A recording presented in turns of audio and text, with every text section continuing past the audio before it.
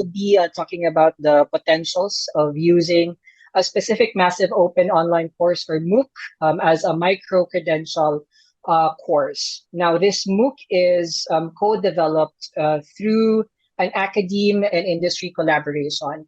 The general aim really is to increase the number of qualified applicants for voice work within the business process management sector, more popularly known here in the Philippines as call center operations. So on the next slide, you will see the topic outline where I will first attempt to establish the industry need and also the challenges specifically in talent development. Then we will look into the features of the MOOC entitled Introduction to Contact Center Services or ICCS, which is developed and deployed by the UPOU Pahinungod and Concentrix Philippines. We will also review efforts to improve the program and a possible way forward to utilize ICCS MOOC as part of competency stacking within the senior high school internship program. Now, on the next slide, I will be providing a review of the growth potential of the industry and its talent landscape. The insights are based on the 2022 ITBPM roadmap by the IT Business and Process Association of the Philippines and Frost and Sullivan. Now, one of the clear call to actions to businesses like us is to partner with stakeholders in the government and academia to attract new talent and upskill or reskill existing workforce. Now, this slide provides a quick illustration of how the Philippines is positioned globally in terms of the IT-BPM sector. The Philippines continues to be a top-tier destination for business process management work in the voice space. Our competitive advantage lies on two characteristics. First, English language mastery and customer service orientation. And second, our adaptability to Western culture. On the next slide, you'll see how this global positioning translates to both revenue and manpower growth. Now, overall, our industry is poised to grow from an estimated $22.9 billion in 2016 to a potential $38.9 billion by the end of this year. The sector is also expected to grow employment by an estimated 1.5 million to a potential of 1.8 million full-time equivalents. So now if you zoom closely, you'd see that from a revenue and manpower standpoint, the contact center and BPO segment contributes the most. This is where majority of agent to customer interactions occur. Now on the next slide, you'd see the steady growth of our impact to the country's employment rate. So from a potential of 1.9% share in 2010 to a potential of 4.1% by the end of this year. Now on the next slide, we also have a comparison of the spread of talent in the National Capital Region against other regions in the country. So from a talent distribution standpoint, the IT-BPM sector is expected to continuously employ more talents outside Metro Manila. Some of the key locations include Cebu, Davao, Santa Rosa in Laguna, Bacolod, Iloilo, Dumaguete, Baguio, and Metro Clark in Pampanga. Now, the topic of growth in our sector could not be discussed without reviewing the potential impacts of automation. Now, in this context, automation means the replacement of certain simple and redundant tasks across the job type spectrum. Now, on the next slide, you'd see the potential impacts of automation.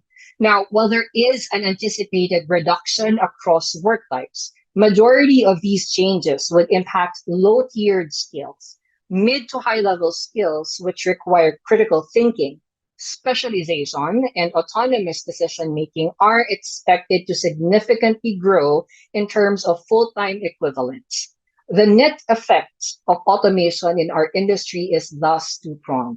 First, there is reduction of simple, low-skill tasks across job types. And second, there will be an increased demand for middle to high-skilled workers. Now, this seemingly bright and sunny roadmap of the IT-BPM sector is made more exciting by its challenges. One of these is the quantity of interested and qualified applicants. So on the next slide, you'll see a case study based on a series of hiring events in September to October of this year, just this year, in partnership with different public employment service offices outside of Metro Manila. The overall objective of this exercise is to extend frontline voice call center work opportunities to the general population, majority of which do not have work experience or fresh graduates, through government partnerships. Now, the results reveal to us that there is much work to be done in terms of preparing the workforce for even the basic language and typing skill requirements. English language fluency and other related elements of language accuracy are areas where we see a significant drop in pass rates. Now, on the next slide, this image would help situate the case experience in a larger context where, from a human capital perspective, the sector needs to continuously partner with stakeholders to build applicant appetite and skill to sustain the influx of job openings. Now, the conversation around upskilling and reskilling the ITBPM workforce becomes potentially challenging if the pipeline of new applicants, new graduates, is immediately challenged on basic expectations such as English language fluency. Now, on the next slide, the basic challenges on awareness, appreciation, and competence are what we aspire to help address through the ICCS MOOC. This slide provides an overview of the MOOC partners and key roles. The MOOC was developed and deployed by two key partners, UPO Pahinungod and Concentrix Philippines. Concentrix provides the directional guidance on content and extends employment opportunities, while UPO Pahinungod manages volunteer coordinators, ensures that participants have access to the platform, and also ensures that content adheres to best practices of open and distance learning. Now, on the next slide, we elaborate on the goals of the project. Our aim is to capacitate and provide employment access to potentially marginalized sectors in ICT-related jobs. Now, to have better access to the target segments, we aspire to partner with LGUs, PESO, DOLE, TESDA, DepEd, and even NGOs. The basic course design on the next slide allows for enrollees to be guided by volunteer coordinators and have a direct access to an employer like Concentrix Philippines. Enrollees go through 5 modules, collectively targeting awareness, appreciation, and English language accuracy before acquiring a certificate of completion. Now, the next slide illustrates an expanded view of the major parts, which include typical features of a MOOC.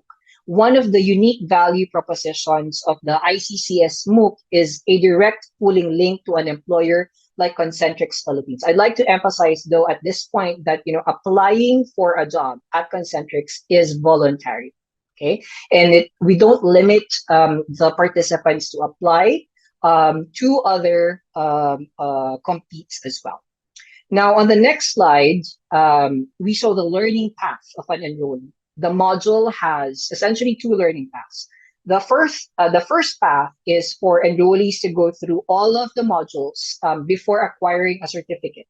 The learner would then have an option to apply to Concentrix. The second path would allow enrollees to complete certain modules and apply whenever they think they're ready for actual assessments. Now, in the current iteration or version, volunteer coordinators are encouraged would encourage learners rather to finish all modules, not only to acquire a certificate of completion, but also to be fully equipped to go through actual employment assessments.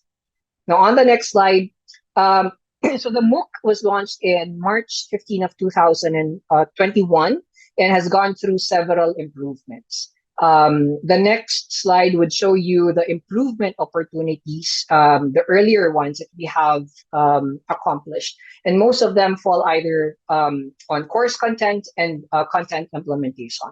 More specifically, earlier revisions included one, a reduction of micro activities in order to better encourage learners to complete the modules. Second, ensuring the volunteers were given an earlier orientation on the features of the platform and also the rubrics used to assess the enrollees. And lastly, the use of assignment bins to appeal to those learners who do not want to publicly publish their video or voice recording outputs. Now, the succeeding slides from 19 to 21 would illustrate the thought process of our evaluation step, where we synthesize gaps identified by the learners and course coordinators and find common themes. We prioritize gaps where both coordinators and learners converge. Now, I would like to pause on slide 21. It's two slides down. There, thank you. And highlight the common ask way back in 2021 for synchronous consultation sessions. We have implemented the ask only 2 months ago. So in the current version, learners have an option to schedule a consultation session with their assigned coordinator to get feedback. This hopefully would allow us to encourage more enrollees to complete the modules and better prepare enrollees to apply for employment. So what's next for the ICCS MOOC? So on the next slide, now one of the silver linings of educating in the pandemic period is the recognition that an online setup internship is possible. Concentrix Philippines, for example, independently created its virtual internship program. So this has made it possible for us to think or ideate of inserting the ICCS MOOC as part of the senior high school internship program.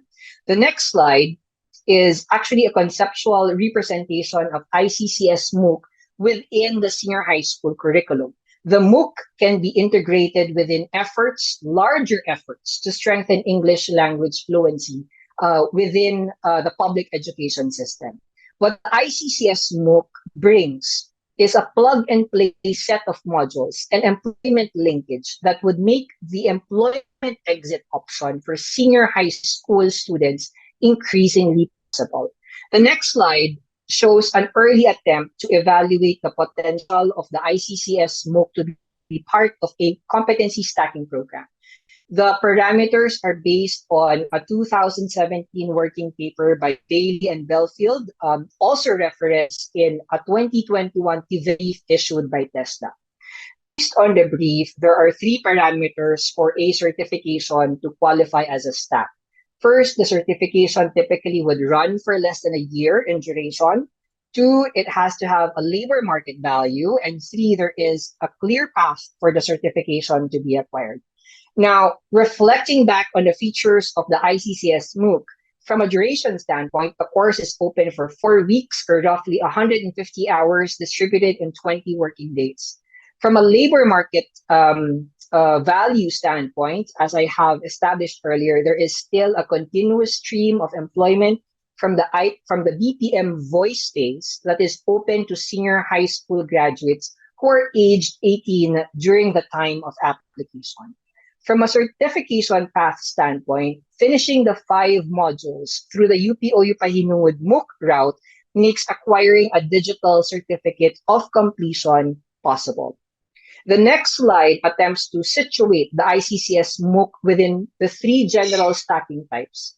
Based on the general definitions alone, ICCS MOOC can either be part of a progression or supplemental stack through the senior high school immersion program. From a senior high school immersion standpoint, ICCS can be part of a progression stack, especially for schools with a TVE or TVL offering for contact center services specialization, typically part of the ICT track. It can be part of a supplemental stack for students of other tracks, namely STEM, UMS, GAS, etc., who wish to diversify and increase chances of being employed in the BPM voice segment of the industry.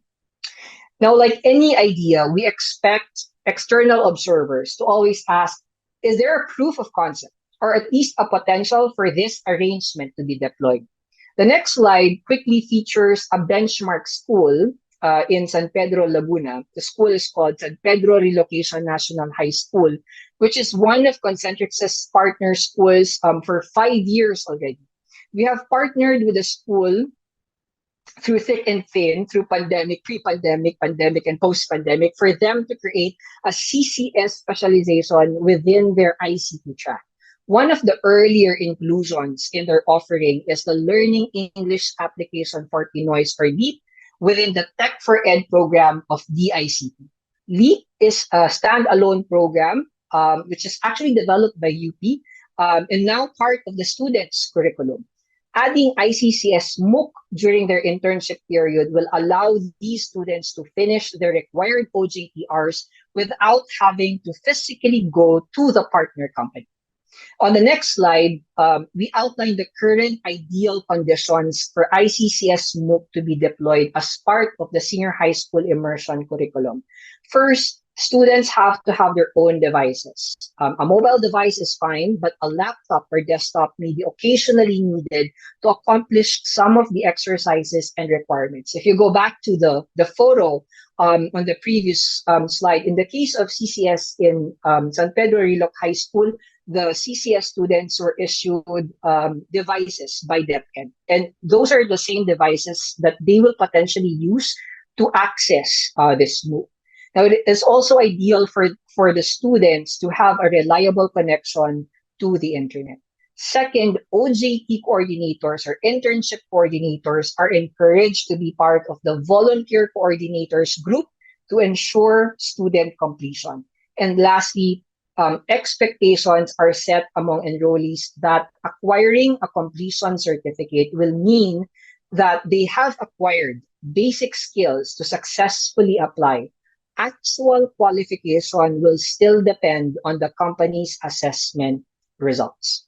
Now, to summarize, the IT-BPM industry in the Philippines is poised to continuously grow from a revenue and headcount standpoint despite of and because of automation.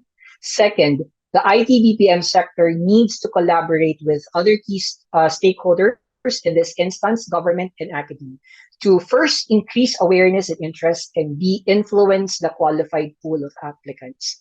Third, there is a huge potential for micro-credentialing programs such as the Introduction to Contact Center Services, or ICCS MOOC, to provide upskilling and even reskilling the needs of the country's employable talent. And lastly, as a practical proposition, the ICCS MOOC can be embedded into the senior high school internship program as either a part of a progression or a supplemental stack. It is actually our humble hope for this MOOC to be sustained, scaled, and integrated into training programs designed to increase the qualified pool of applicants for the growing IT-BPM sector in the Philippines. Again, thank you so much for your time and the opportunity to present.